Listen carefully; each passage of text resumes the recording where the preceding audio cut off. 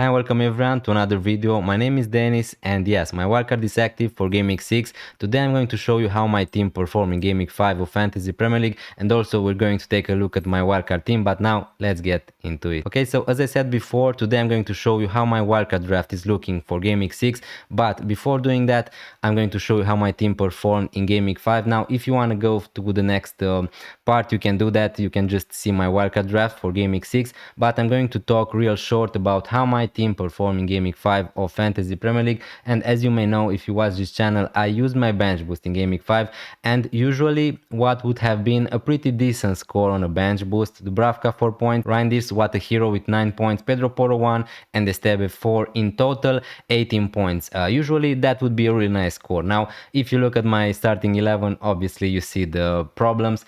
Again, I got a green arrow this Game Week, so a green arrow is a green arrow, right? But I jumped just to 3.2 million, so not amazing. My points were 48 in total.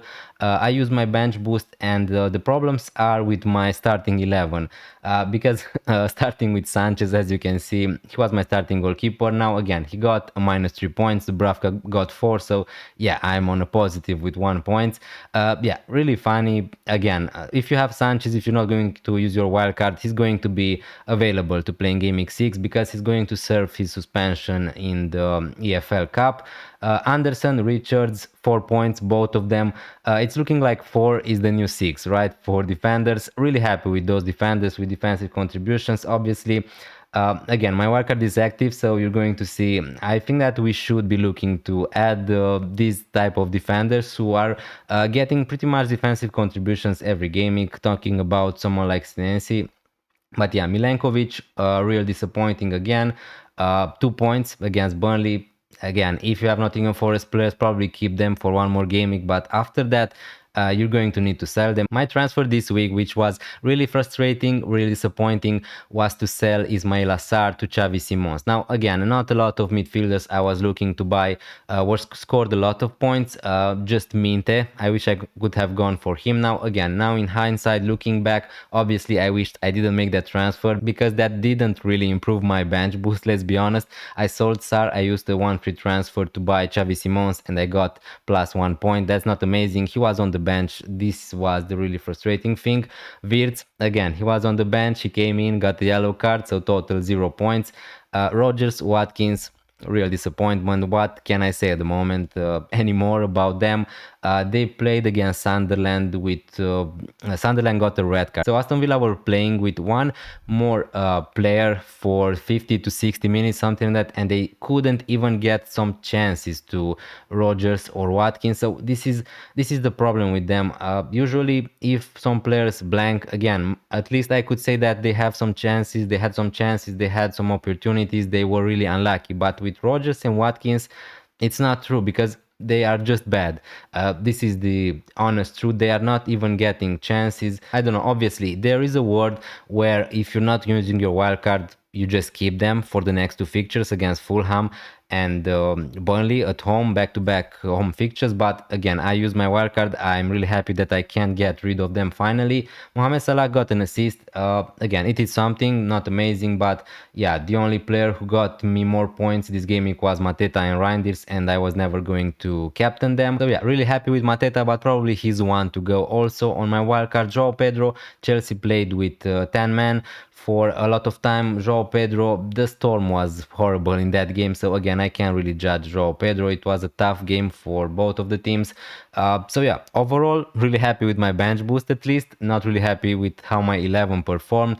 Really frustrating with Rogers, Xavi Simons, Wirtz, João Pedro, Watkins again. But now let's see my wildcard draft for Game Week 6. Okay, now finally moving forward, my wildcard is active. This is currently how my team is lining up for Game Week 6, and also I made a wildcard draft on Friday. Now what is changed to that team? Obviously with Palmer at the moment, he was subbed off against Manchester United. He has some kind of a groin injury. We don't know at the moment how bad is that injury. So again, probably I'm just going to avoid Palmer. We need to see if we get more information about that. But yeah, bear in mind, guys, I have 1.3 millions in the bank. I activated my wildcard yesterday, so I got some rises for Semenyo, for Haaland.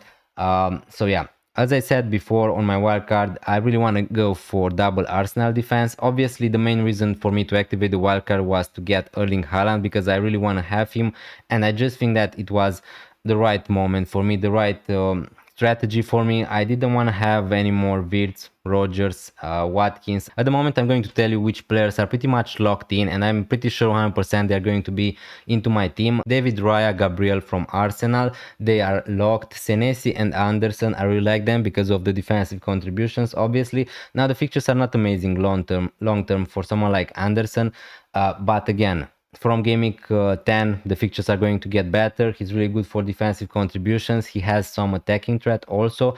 My favorite two cheap midfielders at the moment, defenders, are Senesi, Anderson and Richards from Crystal Palace. Now, I'm not 100% sure Richards is going to be in my team.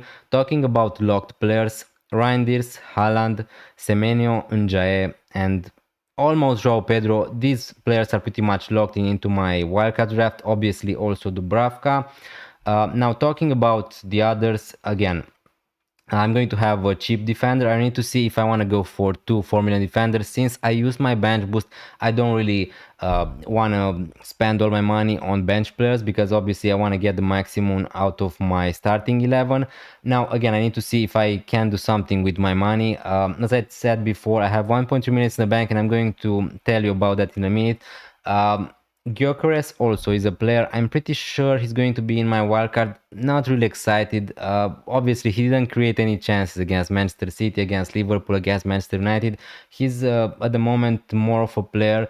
At least this is the impression I get from watching Gyökeres. He's going to score more points and more goals against weaker oppositions. And yeah, that's again what you want to really have.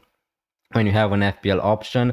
Against Newcastle, it's not fantastic to have 3 players from Arsenal, but again, I'm really confident they can keep a clean sheet against anyone. They are the best defense in the Premier League, so yeah, I'm just going to go with double Arsenal defense. And from Game Week 7, the fixtures are going to get better. West Ham, Fulham, Crystal Palace, Burnley, Sunderland, Spurs. This is a really nice run. And yeah, I really want to have Gyökeres for that period of time. Now, if we talk about the next two, probably I would prefer to have someone like Watkins, for an example, against Fulham at home, Burnley at home. But again, I'm just going to go probably for Gyökeres if I'm not going to change my mind. Joao Pedro, again, seems like a no-brainer at the moment. His ownership is really huge. Maybe Palmer is going to be out for some games. Maybe there's a chance Joao Pedro could be also on penalties. So yeah, I think that is just a great option. We're going to take a look also how these players are going to look like in the next game week. Semenyo, again, he got defensive contribution in the last game week. Again, I don't think that Semenyo is a must or something that on a wildcard, but it's a nice entry point against Leeds, although Leeds play decently, to be honest with you. In the start of the season, the fixtures are good for Bournemouth. Reinders, again, he got defensive contributions last game week. The fixtures are decent. He's going to get you some attacking returns. He's not that player who's going to get you 10 points every game week. I knew that before, after game week 1, when everybody gone crazy about Reinders. But yeah, that price is just a great option. And the player I'm really excited to have on a wildcard is Njae from Everton. The fixtures are good. I think that he's a better pick than Grealish. He's cheaper. He's on penalties. He's getting also a decent amount of defensive contributions for a midfielder. So again, Njae, he's looking like a great option at the moment with good minutes, nailed to play also on penalties, as I said before. And after that, I will need to decide which players are going to be on my wildcard. Caicedo, again, he's here on the wildcard at the moment because I just like that safety. I think that he's a decent option if you want to. Obviously, I'm wildcarding game week 6, so if you're going to wildcard, you're going to have these players for a long period of time because you can't use your second wildcard for a long period of time. So again, you should look also in the future. That's why I don't have Mohamed Salah at the moment. My plan is to try to save some free transfers and then to see if at some point some options are going to arise. Maybe I want to have Palmer in game week 9, maybe I want to have Mohamed Salah at some point. I need to be flexible about that. That's why I didn't talk about Bruno Fernandes, so he's in now that Palmer is injured. again, I'm not a big fan of Bruno Fernandes at that price, 9 millions. I'm not 100% sure he's worth that price, but the next two fixtures are decent. As you can see from the screen, Brentford, Sunderland, he's guaranteed to play. He's safe. This is what I like about him. He's on penalties, on some set pieces. He's also getting defensive contribution points, and in some games, he maybe is not going to play such a deep role. Now, again, he scored in the last gaming, so he can score, he can assist, he can create. I think that he's a safe pick. And yeah, if I'm not going to go for Bruno Fernandes, there aren't really a lot of other options in midfield, to be honest with you, which really interested me. Alberete from Sunderland, currently he's my 4 million defender. Again, you can go for someone like Rodon, you can go for someone like Goodmanson. I just think that you should pick a 4 million defender you think is okay. I prefer a Sunderland or Leeds defender at the moment to Esteve, because Burnley, I think that they are the worst defense at the moment in the Premier League. And yeah, as I said, with the defenders, I really like them, that they are good with defensive contributions. Now again, with Richards, as I said before, I have some money in the bank. So if I want, I could go for someone like Tarkovsky, or I can just play Anderson in Gaming 6 against Aston Villa away, when probably he's going to get some defensive contributions, and why not maybe a clean sheet. Aston Villa scored just one goal in the first 5 gaming, so yeah, this is totally a possibility for me. I just don't really like Tarkovsky at that price, but I get the appeal. He's got defensive contribution points in every game he played, so you're starting with 3 to 4 points. This is what I like about this new system. 4 is the new 6. Now again, what I can also do, why I like this formation, if you have Bruno Fernandes, if you have Gyökeres, you can easily make some swaps. So for an example, if you want to go for Palmer, I could just sell Gyökeres, save up, free up the cash, upgrade Bruno Fernandes to Mohamed Salah or something like that. If I want to go straight to someone like Strand Larsen, that would make me able to have Mohamed Salah, but yeah, not in one move. Also, what I want to discuss here, obviously, if you don't want to go for Gyökeres, Strand Larsen, Evan Nilsson, decent options. If you want to go even cheaper, you can go for someone like Guyu. But again, you don't really have what to upgrade in midfield at the moment if you don't want to go for Mohamed Salah. Now, what I thought also is to go for someone like Rodon or Goodmanson instead of Richards. That would free up 1.6 millions, and bear in mind I have also 0.2, so I have 1.8 millions in the bank.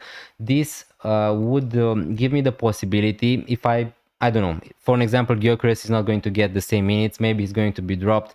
Again, I don't think that Gyökeres is going to be dropped. He's on penalties, I think, at least. That's why I want to start with him, but I'm going to have the possibility to go from Gyökeres to Alexander Isak at some point. If I really want to do that, from let's see, from game week 8, uh, Liverpool are going to play against Man United, Brentford, Villa, City, Nottingham Forest. Maybe at that point Isak is going to become an option in FPL. And yeah, this is why I want to leave some money in the bank if possible. And also what I can do with that, if at some point Palmer is going to be back for game week 9, for an example, I could just sell Bruno Fernandes in game week 8 or 9 to call Palmer with that money I have in the bank. So yeah, I think that I really like this draft, to be honest with you, because it is really flexible. Now, what you're missing here, obviously, you're missing Mohamed Salah. You're missing Tarkovsky. Now, bear in mind, I could go for Tarkovsky if I want, but I just don't know if I want to stack up with so many good options on my bench. If we take a look at how this team is looking for Game week 7, suddenly it looks better with Gabriel Raya, Gyökeres against West Ham at home, Ryan Dias Haaland against Brentford, Bruno Fernandes could be even a good captaincy option against Sunderland at home, Senesi, Anderson playing against each other, not amazing, but yeah, both are defensive contribution monster. Njae against Crystal Palace. So all my players besides Joao Pedro have decent fixtures. Now here, again, I don't mind playing someone like Joao Pedro against Liverpool. In Game Week 8, also my team looks decent. Here I could play Senesi over Alderete if I want, or over Anderson probably, because he's going to play against Arsenal at home. Raya, Gabriel, Gyökeres against Fulham. Again, the fixtures are decent. Bruno Fernandes playing against Liverpool, but yeah, if you really mind that, you can play someone like Caicedo. But again, Bruno Fernandes is just a safe pick. If I'm going to be stuck here with Bruno Fernandes, it's not going to be a problem. The fixtures after that are Brighton, Forest, Spurs, Everton. So yeah, you don't mind playing Bruno Fernandes against that. Now, again, I could just go for someone like Palmer, or I could sell Gyökeres to someone like Isak. Again, or I need to find another way. If I want to have Mohamed Salah back, I'm going to be able to do that by saving some transfers in the next few weeks. Thank you so much for watching this video this long. It really means a lot and I really appreciate it. If you enjoyed it, leave a like, hit that subscribe button if you're new around here, and I'm going to see you next time. Bye.